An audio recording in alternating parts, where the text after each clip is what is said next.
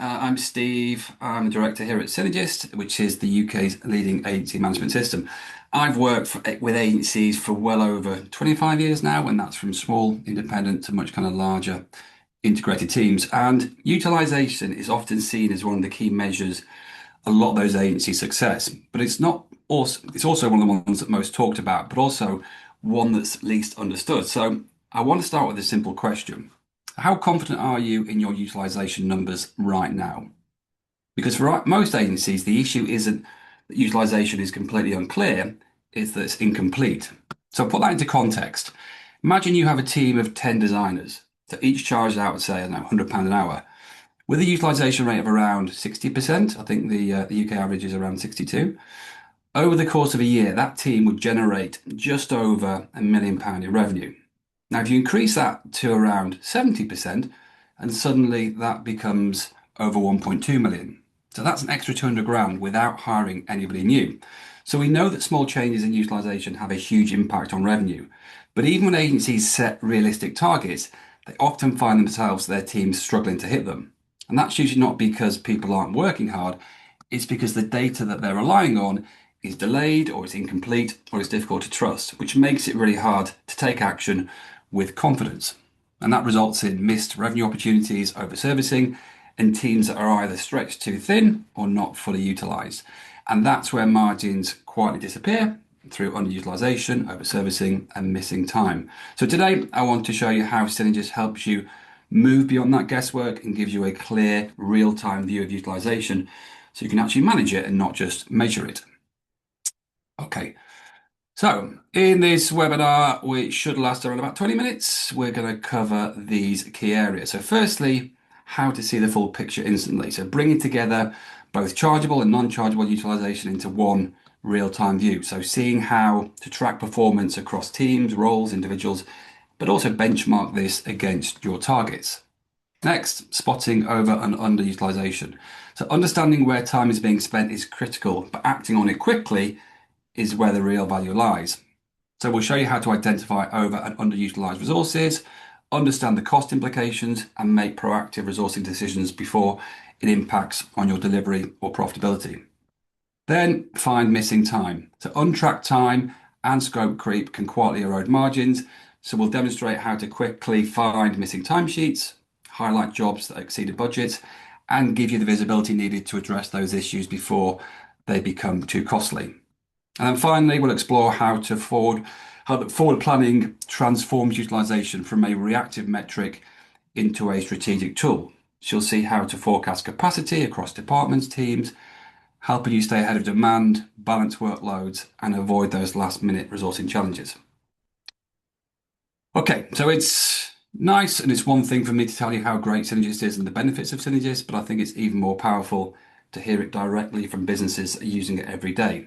And what I like about this example is how common it is at agencies we see. So Armstrong B2B didn't have a utilization problem because they weren't tracking it.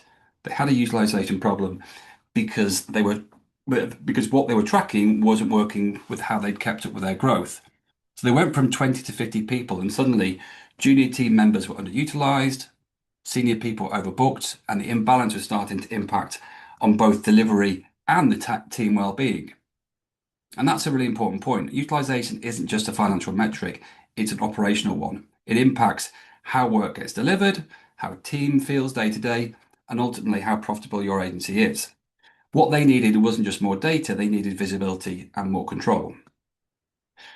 Now, before I jump into the live demo, just a bit of background for those who don't know what Synergist is. It is, as I said, the UK's leading agency management software. Trusted by over 500 agencies nationwide, it is highly configurable. So whether you're running a creative agency, digital marketing team, PR, or any other professional service business, it can be tailored to fit the way that you work. So why do so many agencies choose Synergist? Well, you might recognize this picture. Lots of agencies we speak to end up stitching together a stack of tools. So spreadsheets for budgets, one place for briefs, sales pipeline, maybe resourcing, project tracking, separate invoicing. And the result is it's slow, fragmented, and it's really hard to get one clear picture of what's actually happening across the business. Whereas Synergist brings all this together, saving time, improving visibility, and helping you run more effectively, more efficiently. Okay, so I'm now going to dive into the live Synergist demo. For that, I just need to switch screens, and also I'm going to be turning my camera off so you can see more of the screen. Bear with me. Okay, so now you should be able to see my screen, and I'm just going to okay, great. So we're going to start, as I mentioned previously, by looking at how some of the options that Synergist gives us in terms of utilization reporting. I'm going to start on probably the most popular for this area, which is a performance dashboard. So you can order these, by the way, in whichever way you want. So actually, if you want to drag them around and have them in different orders, you can do that. But I'm going to start in my top left, which is utilization versus chargeable target. So this first view, it kind of gives you that instant answer to a really important question. Are we actually hitting our utilization targets?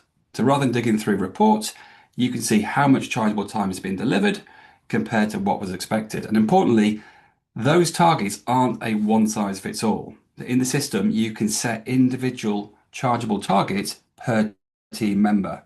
So you're getting a much more accurate and realistic picture.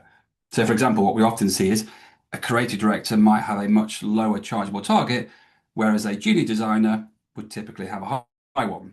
So you're measuring performance in context, not just treating everybody the same.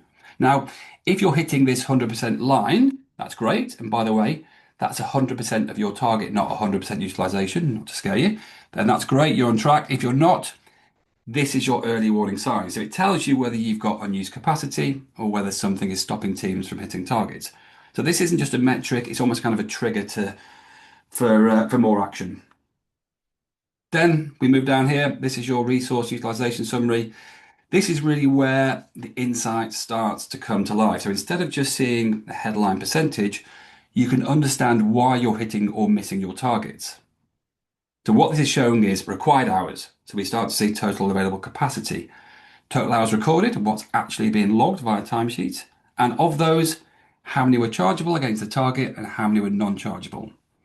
So you're not just seeing performance, you're seeing how time is actually being used.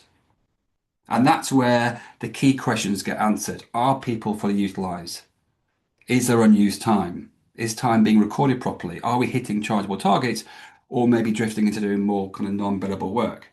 So for example, if recorded time doesn't match required hours, you've likely got missing time. If your chargeable hours are below target, then you've got a utilization issue. And if your non-chargeable time is high, that could point to inefficiencies or perhaps your team doing too much internal work.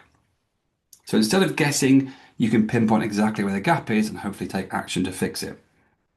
Then over on the right hand side, these two next views take it a step further. One looks at hours delivered, the others looks at the value of those hours. And this is where it gets interesting because you might be hitting your hours target, but still missing your revenue expectations. And that usually tells you something important. Work is being done, but not at the right level. Maybe more junior resource than planned, or maybe more time being spent on lower value tasks. So what you're doing here is bringing it all together. You move from a single utilization number to a much clearer picture of what's really happening across the business. Okay, so now you're looking at kind of the performance dashboard. This is very much kind of a high level view, great for spotting trends and issues quickly. But if you prefer to see the actual data behind the numbers, or you want to filter it in more detail, perhaps by team or individual or time period, then we can jump into one of the standard reports like this one here, which is the resource utilization report. So this gives you a much more granular line by line view of what's going on. So starting by the left, we have obviously the names. We have our 30-day target, depending on whether it's a 30-day or 31-day month. But this is showing you your team's full capacity. Then we have chargeable target, which is the number of hours they need to hit their utilization goal. And from there, we can see utilization target percentage, total hours recorded, how many were chargeable and non-chargeable. And then to the right, we've got a series of percentages showing how they're performing against those targets. So in one line, you can quickly understand what somebody could have delivered, what they actually delivered, and whether they're on track to hit those targets. Just one thing to keep in mind here, because the system allows us to add holidays as well. So if you're adding holidays, they can reduce somebody's true availability. So it's definitely worth factoring that in when you're interpreting utilization and reading this data. But overall, this gives you a really clear, actionable view of how effectively your team's time is being used. Okay. So what this report gives you is a really clear view of utilization at an individual level, but it's only as good as the data that sits behind it. Now we know if time isn't being recorded accurately or consistently, then it becomes much harder to trust what you're seeing. So the key is making it as easy as possible for your teams to capture both chargeable and non-chargeable time. And this is where Synergist becomes really flexible. Now, there are multiple ways in the system that teams can record time. Daily timesheets, weekly timesheets, directly from the calendar, maybe via tasks on the Kanban board, maybe directly into the job, or maybe even through one of the mobile apps. So you can choose basically whatever works best for your team.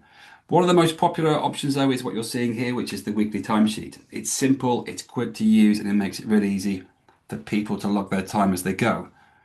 But also what makes it useful is that you can separate out external work, which is all your kind of chargeable client work, from your internal work as well. So now I've created some internal clients and I've decided where our team's internal work needs to be recorded. So it might be things like admin, growth, development, meetings, that kind of stuff. Okay.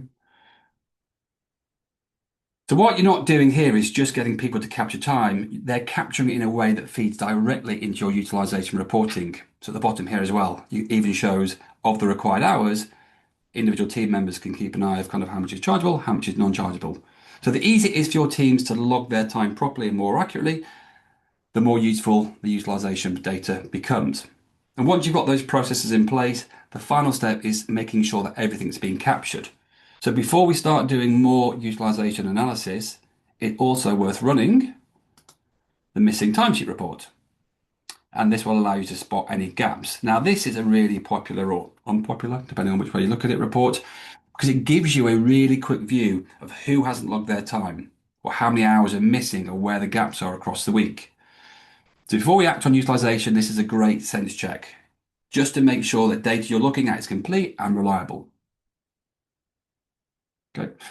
Okay, so now that we know the data is complete, timesheets are in, utilization is accurate, and hopefully those targets are being hit, the next question, and probably the biggest question, is are we actually getting paid for that time? And this is where we connect utilization to your commercial performance. Now I'm going to look back into Synergist, and for that I'm going to use my job list. So in this particular job list and how I got this set up for me, we can see thermometers which compare the value of time that you've recorded. So this is the value of time you've recorded against what's been quoted or what's been invoiced, depending on how you've got it set up. So if the value of time recorded is higher than the quoted value, that's a clear sign we're over-servicing or likely under-recovering. Now, as you can do throughout Synergist, we can create lots of different views. And I'm just going to switch to a different view now.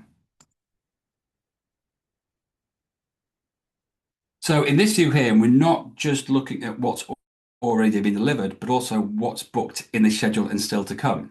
So now, instead of just seeing where we are today, we can see where we're likely to end up. So for example, in this job here, the revamp job, okay, we've burnt half of the time, but actually if we factor in what's booked into the future, there's likely to be an issue.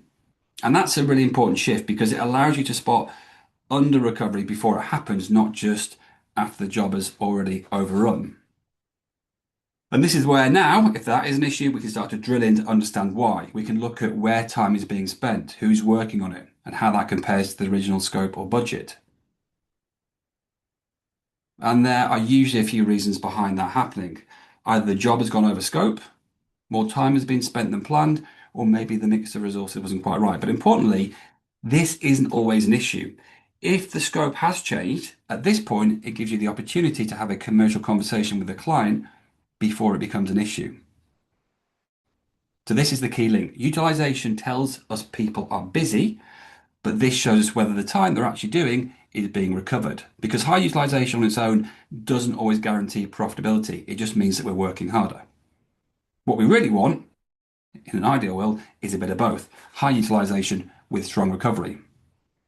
Okay, so that gives us a kind of really clear view at job level, but sometimes you want to take a step back and look at this from a more kind of strategic perspective. For that, this is where I'm going to head back to my dashboards, and this is where data analytics dashboard comes in. So as you've seen there, you're not just limited to standard reports. So missing timesheets, resource utilization are in our standard report section. We have obviously standard dashboards, but with this and the data analytics, you can build your own based on the data that matters to you, and then you can add these directly to your own dashboards. So, for example, for today's session, for this, I just kind of created an example report looking at recoverability by client. So, what we're looking at here is, again, by client, the value of the work we delivered against gross profits, and that gives us a clear recovery percentage by client. So instead of looking at individual jobs, which we did previously, we can now see patterns across clients. Which clients are consistently profitable? Which ones are absorbing more time than they should? And where we may need to adjust things like pricing or scope or perhaps our approach. And again, this all links back to utilization because it's not just about keeping people busy, it's about making sure the time you're spending is delivering the value to your business. Okay, so far we've looked at utilization based on what's already happened. But the real value comes from being able to spot issues before they happen. And for that, I'm going to head to my capacity dashboard.